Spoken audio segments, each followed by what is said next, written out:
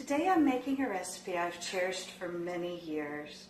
My mother has kept it a secret for as long as I can remember.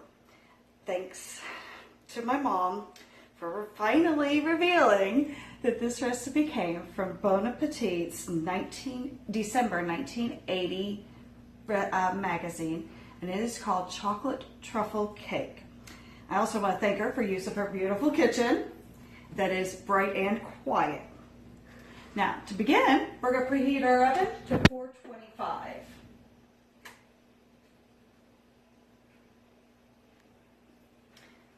So next we grease an 8-inch springform pan. You do want a springform.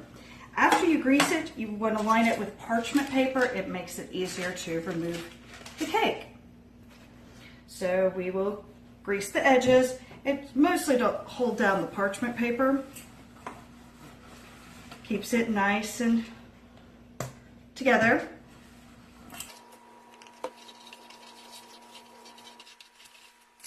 And we just put our little parchment paper in. Probably want to pre-cut it before you actually grease it. And you'll just set this aside until you're ready to fill it. You're going to melt 16 ounces of semi-sweet chocolate chips with 1 stick of butter, half cup. And you're going to do this, you can do it in a double boiler, you can do it in a pan on the stove, or you can do it in the microwave. If you choose to do it in the microwave, make sure you're stirring frequently as you would in a double broiler, but also make sure that you change your power level, make it a little bit less. So you want to make sure you stir the mixture well to allow the fat in the chocolate chips to mix with the fat in the butter. The fat in the chocolate chips, the cocoa butter, to mix with the fat in the butter. The butter will help the chocolate stay liquidy as it cools, and it will stay smooth. As the fat melts and they join together, you're going to see it become kind of shiny. So this is going to be microwaved again for a few moments.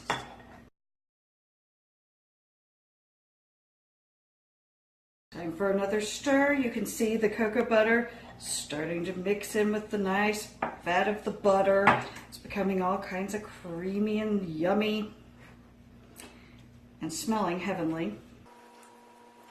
Needs a little bit longer, but you can start to see the shine in it as it mixes together. Just a few more seconds in the microwave and it should be good to go.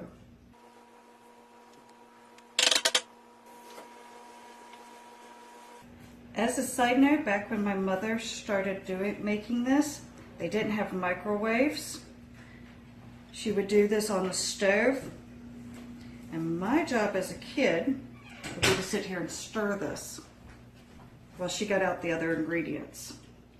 All right, we've got our chocolate all set.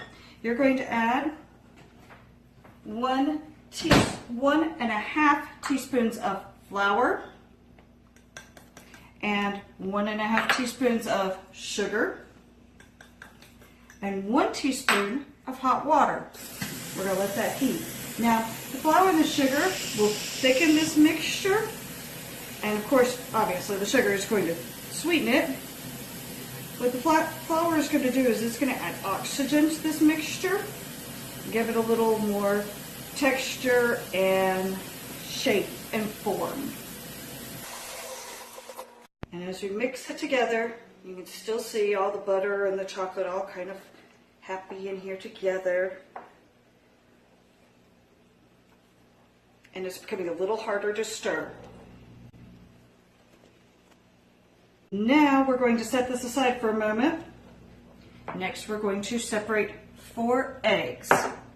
Now, we want to make sure when you separate the eggs, the yolks and the whites, you want to make sure you put the whites in a non-plastic dish.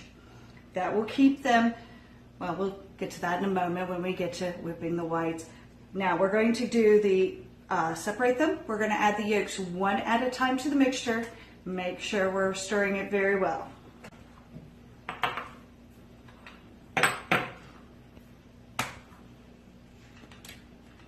So when you're separating these, as a little helpful tidbit, you're going to make sure your eggs are room temperature.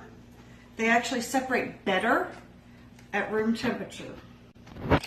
And it will make it easier for the whipping.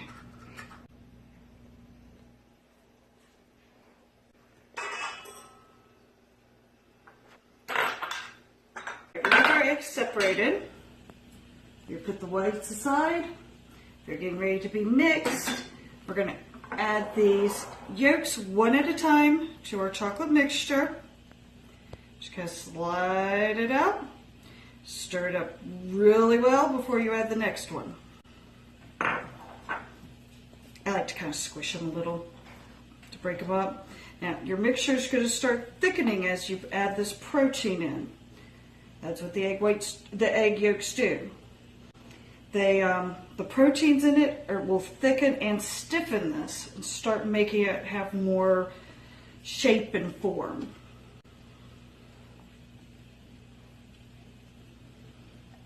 Almost done with our egg yolks. And see, it's got a nice little sheen to it.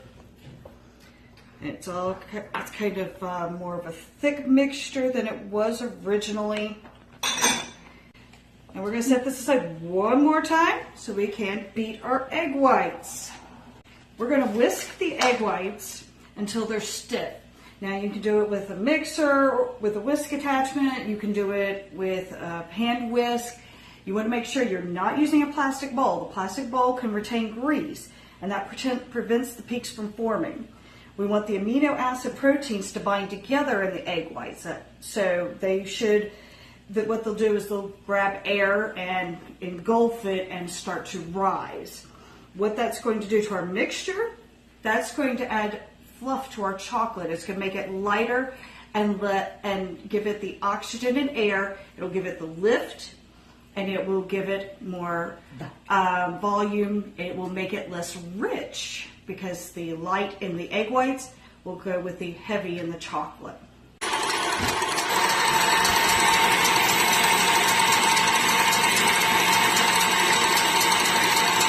Our peaks have formed, our egg whites are whipped.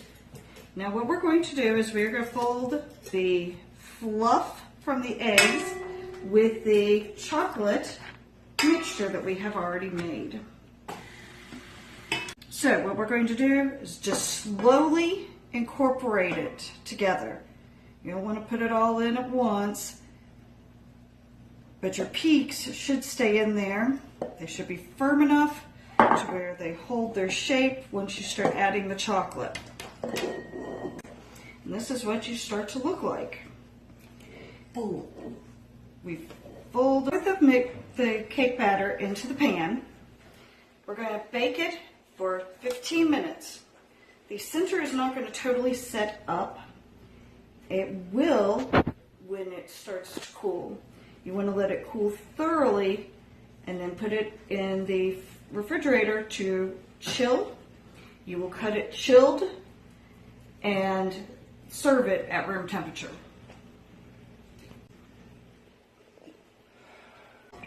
We're ready to put it in the oven for its 15 minutes of baking. Be careful not to over bake it.